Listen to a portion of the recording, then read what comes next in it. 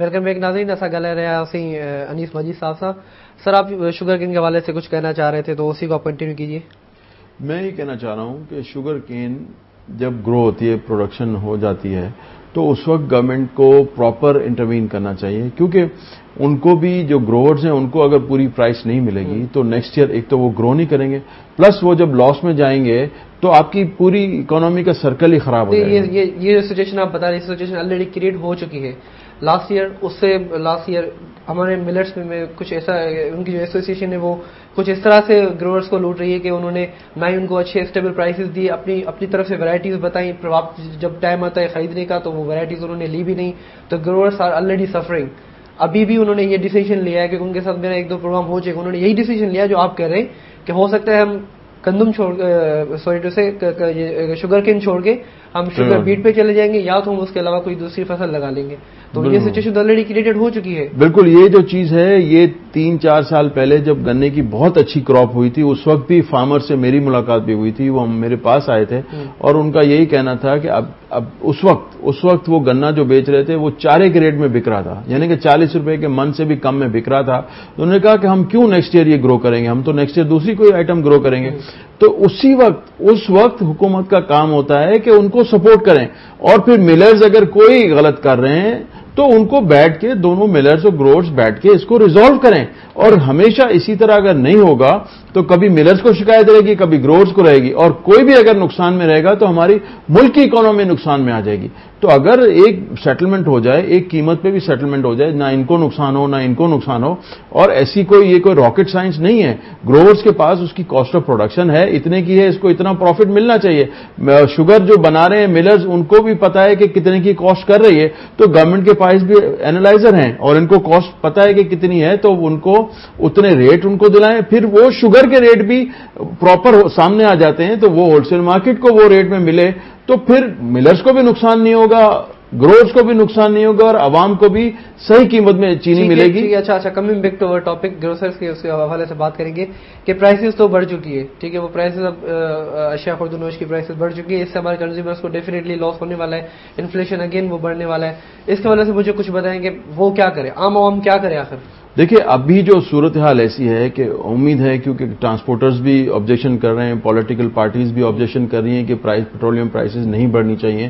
امید ہے کہ حکومت اس کو نظر میں رکھے گی, اور جس طرح پچھلے مہینوں میں پرائس کو بڑھا کے واپس لیا گیا, اگر یہ 2-3 روز میں پرائس واپس لے لی جاتی ہیں تو پھر یہ جو ٹرانسپورٹرز نے جو قیمتیں بڑھائی ہیں یا جو بھی قیمت پہ اثر ہوا ہے 2-3 روز میں اگر یہ واپس ہو جاتا ہے تو اس کا اثر ختم ہو جائے گا. دیکھیں, یہ آپ 2-3 دن کی بات کریں, میں تو یہ کہوں گا کہ یہ اگر ایسی سچویشن کریٹ ہوئی ہے یہاں پہ, تو اس کو کم از کم 1 ہفتہ چلنے دیا جائے, آپ ان سے ٹاکس کریں, پھر ان سے بات کریں. یہ ایک دن کے اندر اتنی ساری قیمتیں بڑھ جاتی ہیں, ایک دن کی اسٹرائک سے قیمتیں اپ ہو گئی.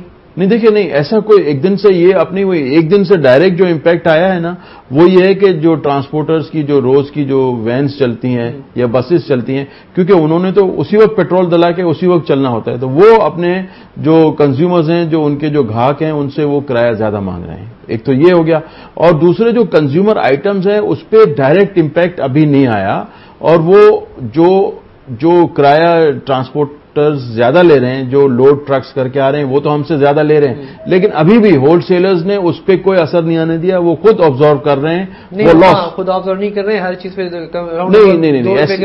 نہیں, ایسی ابھی تک کوئی ایسی صرف پیٹرولیم کی وجہ سے وہ پرائسز نہیں بڑھی ہیں, اور 2 روپے نہیں بڑھیں گی اتنے حوالے سے. جو میری کیلکولیشن ہے ڈفرنٹ ریٹس کی ہوتی ہے, تو 8 آنے سے لے کے 1 روپے 25 پیسے تک اس کا امپیکٹ آ سکتا ہے, لیکن یہ کہ یہ ایک دن میں نہیں آتا, گریجولی آتا ہے.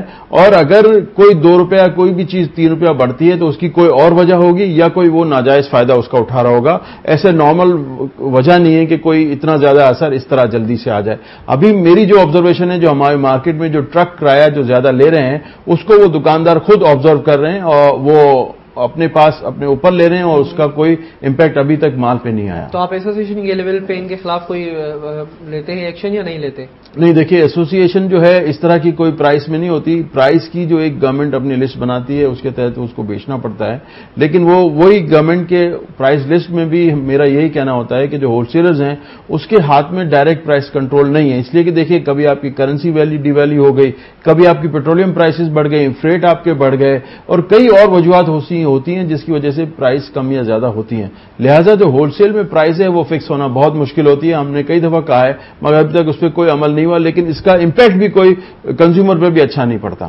رائٹ. اچھا, آپ یہ کہہ رہے ہیں کہ اس پہ پرائس میں کمی نہیں ہے, لیکن میرے پاس رپورٹ پڑی ہے کہ 1 سے 2 روپے پر کے جی ان کچن آئٹمس, اور اس کے علاوہ 3 سے 5 روپے rise in retail price of greens, مطلب جو ہم سبزیاں کھاتے ہیں ان پہ بڑھ چکی ہیں. دیکھیے سبزیاں جو ہے نا وہ بھی پھر بھی جو ہے نا کافی, ایک تو وہ جو ٹرک میں آ رہی ہیں اسی وقت اگر وہ ٹرک والے نے کرایہ زیادہ لیا ہے سبزی پہ تو پاسبل ہے, لیکن میں یہ کہوں گا کہ یہ 2-3 روپے بہت زیادہ ہیں.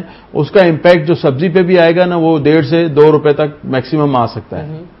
اچھا, آپ کا کہنا یہ بھی تھا کہ اگر پرائسز میں کمی نہیں آئی, واپس وہ اپنی پرائسز پہ جہاں پہ پیٹرول آلریڈی تھا وہاں پر کمی نہیں آئی, تو کرایہ میں بھی اضافہ ہو جائے گا اور پھر ڈیفینیٹلی آپ کی اپنی جو گروسری ہے ان میں بھی اضافہ ہو جائے گا. بالکل. تو آپ کیا سمجھتے ہیں کہ اس کی کچھ ایکسپیکٹیشنز ہیں؟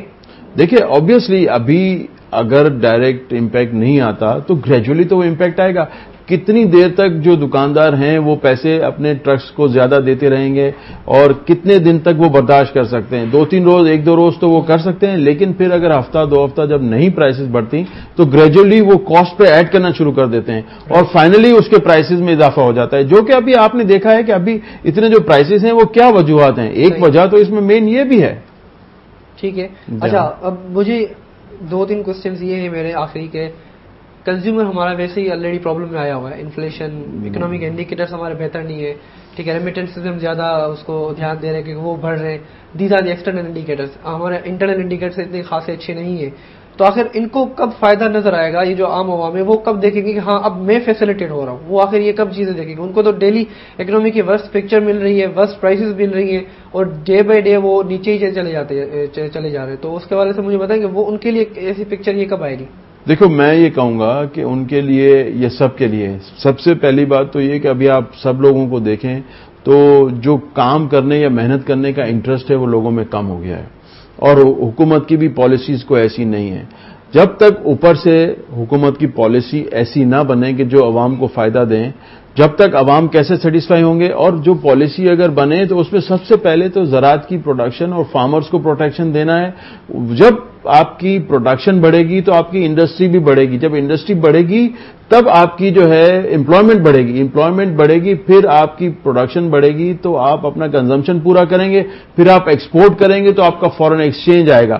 جب فارن ایکسچینج آئے گا تو آپ کی ملک کی ڈیولپمنٹ ہوگی. جب تک یہ پورا سائیکل پراپر نہیں چلے گا, جب تک عوام کو کوئی فائدہ نظر نہیں آئے گا اور اس طرح کی جب تک پالیسی نہیں بنی, ہم ترقی یافتہ ممالک میں شامل ہی نہیں ہو سکتے. اچھا, ایک بات جو آپ نے گورنمنٹ کی بات کی, ٹھیک ہے, ڈیفینیٹلی میں یہ مانتا ہوں کہ گورنمنٹ کو پالیسیز اپنی بہتر کرنی چاہیے, بٹ میرے نظر میں گورنمنٹ 3 سال گزار چکی ہے, اس کا 2 سال سے بھی کم عرصہ بچا ہے.